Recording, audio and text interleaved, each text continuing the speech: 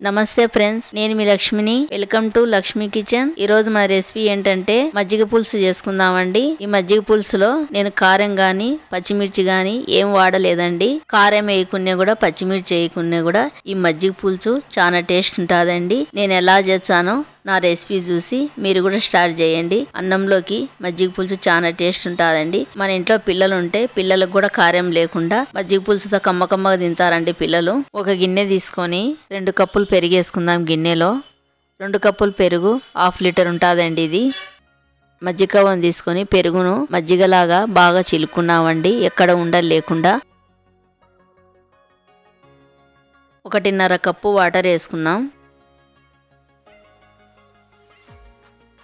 Water వేసుకున్న తర్వాత మళ్ళీ మజ్జిగ తీసుకొని బాగా చిలుకుదామండి మజ్జిగను. మజ్జిగలోకి 1.5 స్పూన్ సాల్ట్ వేసుకున్నాం. సాల్ట్ వేసుకున్న తర్వాత 1 గంట తీసుకొని సాల్ట్ కలిసేటట్టుగా బాగా కలుపుదామండి.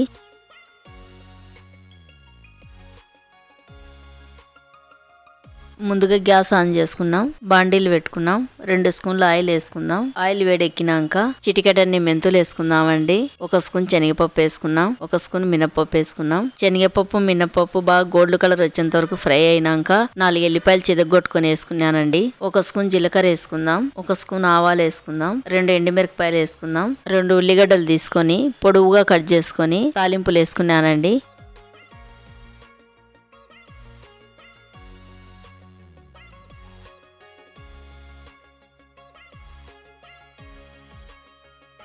కొంచెం కరివేపాకు వేసుకుందాం.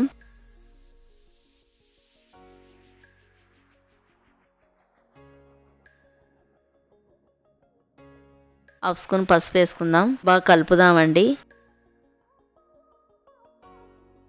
ఉల్లిగడ్డలు ఎక్కువ ఫ్రై కావాల్సిన అవసరం లేదు. కొంచెం పచ్చి పచ్చికి అంటే కనుక మజ్జిగ పులుసులోకి తింటే చాలా టేస్ట్ వచ్చాదండి. చిలికి పెట్టిన మజ్జిగ తాలింపులు వేసుకుందామండి. వేసుకున్న తర్వాత ఒకసారి మజ్జిగనంతా బాగా కలుపుదామండి. సన్నగా కట్ చేసుకున్న కొత్తిమీర వేసుకున్నాం. కొత్తిమీర కలిసేటట్టుగా అంతా ఒకసారి బాగా కలుపుదామండి.